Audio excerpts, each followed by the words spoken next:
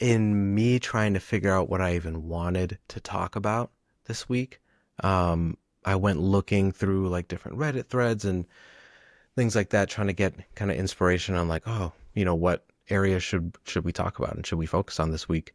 And saw a lot of advice, or a lot of dads asking for advice and looking for people to relate to what they're experiencing and what they're going through. So I found three different ones that I thought would be cool to read, and then give my perspective, maybe think about your perspective. Love comments, love anything that anyone wants to share. You can comment and we can get a conversation going. But the first one really hit home for me. The subject of it is the mental load of being the provider plus handyman plus present dad is becoming crushing. And that's kind of exactly what I was just talking about earlier. That it feels like juggling all these different things just can feel exhausting, and I don't know which one to focus on, and if I'm doing the right thing or if I'm doing enough in a certain area.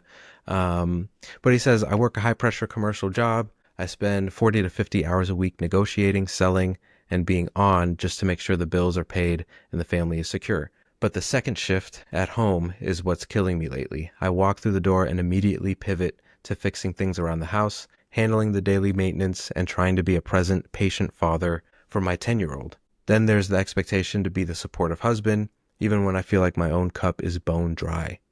Yeah. Yeah. The hardest part isn't even the work itself. It's the feeling of being undervalued. It feels like I'm just a series of functions that can be performed. Did you fix this? Did you pay that? Can you handle the kid? I love my family more than anything, but man, I'm exhausted. I'm tired of being the pillar that everyone leans on, but no one seems to check if the pillar itself is cracking. Does anyone else feel like they've just become a utility in their own home? How do you keep going when you're this burnt out? Yeah. Yeah, I would say that's uh, pretty much exactly how I have been feeling in some ways. And, I think just like the constant go, go, go, go. And really it doesn't really feel like anyone's checking on you. And but you're thinking of like everyone else's best interests, but no one's thinking of your own best interests, you feel like. Um, and so, yeah, that gets taxing. And that's probably one of the more like dangerous things, mindsets that we can get stuck in, or that I get stuck in. Um, is starting to tell myself all these things that I'm juggling all these things and doing all of this stuff.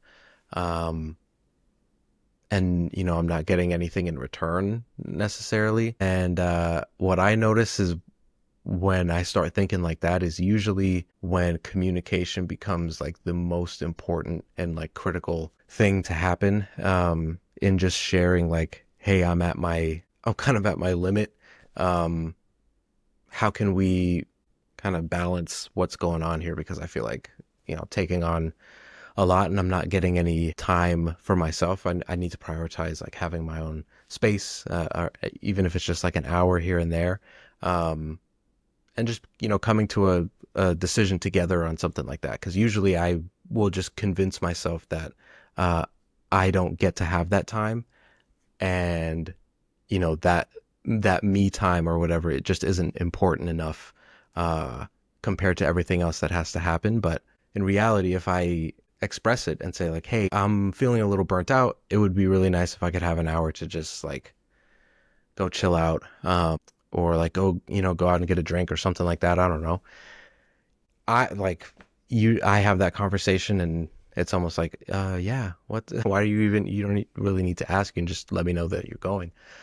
And I know that's not the experience with everybody, but what we tend to do and what we, need to try, or what I need to try to avoid, is not even asking, and then that resentment just building and building and building to where you your cup is empty. You're like, I have nothing else to give. And then it can spiral out of control from there. So, yeah, definitely have been there. And I think that's where communication just becomes critical, that it's like, if we're at this point, then we haven't been communicating, and we don't have an established like structure on how all of this can stay balanced, and there be just enough to where every cup is getting something, right?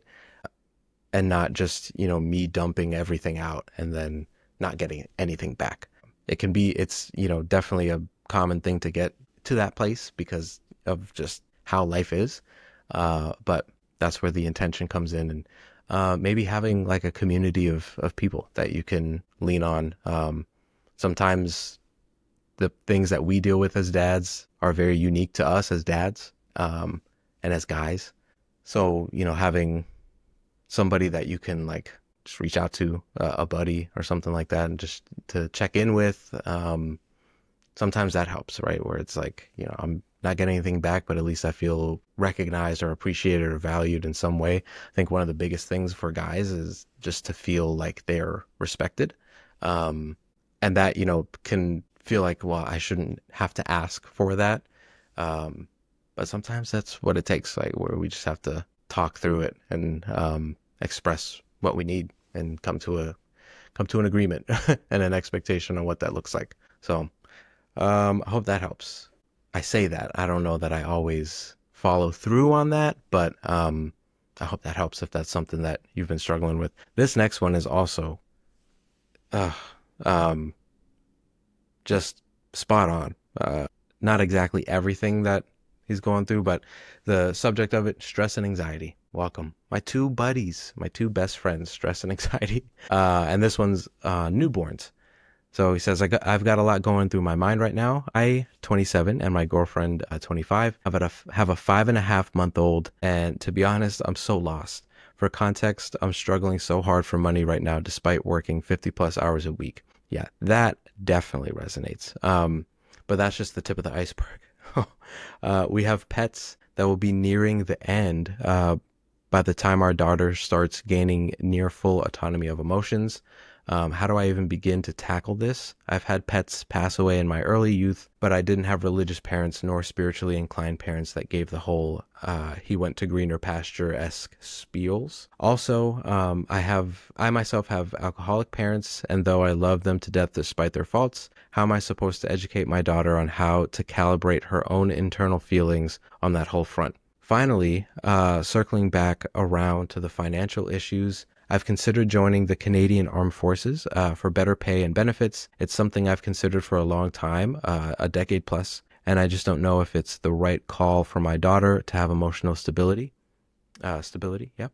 Are there any fathers here that have gone through any of the above listed? Am I overthinking things?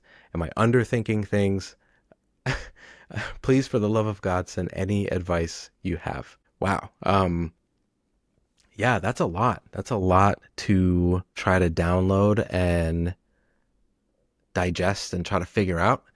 Um, what I would say, if your daughter is 5.5 months old, um, I would focus on one day at a time. Just stick with today because those things, it's like that circle of influence, the things you can control. Focus on the things you can control and don't try to spend too much time trying to figure out things that you don't really have any control over or influence over right now. Um, One of those things, both of those things being how she's going to like emotionally process um, what your parents are going through and how she's going to process like your pets when your pets pass away. Um, there's a lot to learn between now and then. So, yeah, that I wouldn't put too much pressure on trying to figure that out right now. And a really good lesson too, just for myself and obviously anybody is just like the thinking about and stressing about things that I can't really solve. Like I'm not going to be able to find a solution for that right now. So why am I spending so much time thinking about it when I could be just taking one action, like the one next step, to try to get myself closer to wherever I'm trying to go. Um, yeah. So it puts it in perspective. As I'm reading that, I'm like, these are like obviously really important and heavy matters. So it's hard to just say like, I'm not going to worry about that right now. but being able to come to a place where you have faith that like these are things that will be handled. We'll figure these things out when the time comes to figure them out. They are important, and when it comes time to navigate that, I will know what to do. For now, I'm gonna focus on what I need to do for this 5.5 month old baby, um, and take it one day at a time. Yeah, that's probably the way I would go about that for sure. This last one, I think is just really, really applicable for anybody that is a new dad or is going to be a new dad pretty soon. It's first time dad asking for advice. What's up, fellow dads? Wife is 10 weeks pregnant, and I'd appreciate any piece of advice you'd like to spare. We're obviously following medical instructions and reading a bunch about pregnancy and such, but I guess there's some more dad mom stuff that isn't in literature and would help any first timer be on top of stuff. Um, yeah, so love that. And I had to I had to jot a couple things down to make sure I didn't forget. But the first thing I would say is congratulations. And so anybody that's going to be a first time dad, maybe you are a first time dad or you're about to be a first time dad, the biggest piece of advice that I could offer, from my own experience, and is to be the almost like the emotional anchor in your home especially during that time, the newborn phase, and in the postpartum phase for your wife. There, a lot is going to be put on your shoulders, and in that moment is really important that you're not taking things personally, and that you know that your role is going to be to like roll up your sleeves and just get in the trenches, and make sure everything is ready to go. Bottles are washed, hanging on the drying rack, ready. Everything, the pump stuff for the breast pump are cleaned and set up and ready. You're changing diapers. You're not you're not pretending to sleep in the middle of the night when you hear the baby crying. You're getting up and saying, "I got it." And I know this is crazy. This is already like, what kind of advice is this? When your wife has to wake up if she's breastfeeding and has to wake up in the middle of the night to breastfeed, yeah, wake up, be up with her. Those are the kinds of things that she's gonna need from you. Um, and from my experience, like a lot of the times I would almost feel like useless because like, the baby doesn't want me. It wants her because it wants milk, and wants the connection when babies are first born that they have with the mom is just so intense, that a lot of the times the most that you can do is just like kind of pick her up and hand her to her, like make sure you're doing everything else, because your wife's gonna feel touched out. She's gonna feel in pain, obviously, emotionally. There's gonna be a lot of things going on. So being the steady one, the emotional anchor, is going to be like crucial, super critical in that time. So just preparing from now, if you're not already a dad and you have a baby on the way, just preparing from now to the resilience, and the reminder that like this is a phase. This isn't something that's going to last forever. It's just, part of the role that you play as the dad and the husband is, I need to lock it in and dial in and focus, and be there for my wife and be there for my baby. And it pays off because then it flips, and then you start to be the one that the baby is like, ooh, all the attention from daddy. Dada is a lot easier to say too, for those little babes. So you get your payment, but don't worry. But for that period of time is just really being intentional to not take things personal, not build a resentment, like we were talking about before, just like communicating and being really open about how things are going, and checking in with each other, being each other's support system, but really making sure that you're the place that your wife and your baby, your family can come to, for like the reassurance that like everything's okay. As long as you're good, then everyone's good, and that can feel like a lot of pressure. So the other thing that I would say, other advice, is to try to find and establish some kind of community, some sort of wherever, if be it Reddit or whatever it is, just joining a community of dads, a Facebook group or something like that. Um, I'm actually starting a community, which is really exciting to just kind of randomly drop in here and share. But you can join the Dad Signal community. The link will be in the description of the video below. But a really, really exciting and fun thing because we'll be able to get together there. We can go live and kind of have like Q&A discussions and back and forth and give advice, as a fatherhood coach and be able to help out and just share pictures of the kids and talk about wins and grilling out and all the other cool things and just have like-minded people around you that are intentional and really wanting to accomplish the same thing of being more present and focused dads. So you have that option, but there's other options out there too, of course. And just checking in with your friends, making sure it's going to be really tough in that first newborn stage to try to have like time for your own thing. So being able to lean on the support system around you. If you have guys that you can kind of meet up with online, play some video games or something when the baby's sleeping. I know they say sleep when the baby sleeps. That's really just not too realistic. The sleep training is important for sure.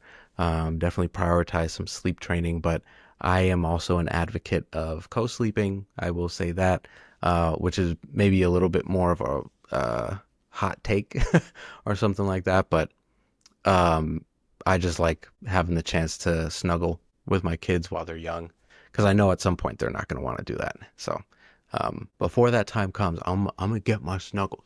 I like my snuggles. And then finally, and this might be shamelessly plugging a little bit, but getting a coach. That is the one piece of advice that I don't think I've ever seen shared anywhere.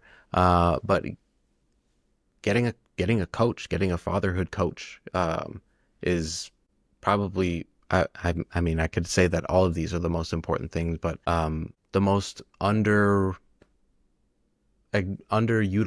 resource maybe in being an intentional dad and like navigating these areas of fatherhood and new dadhood.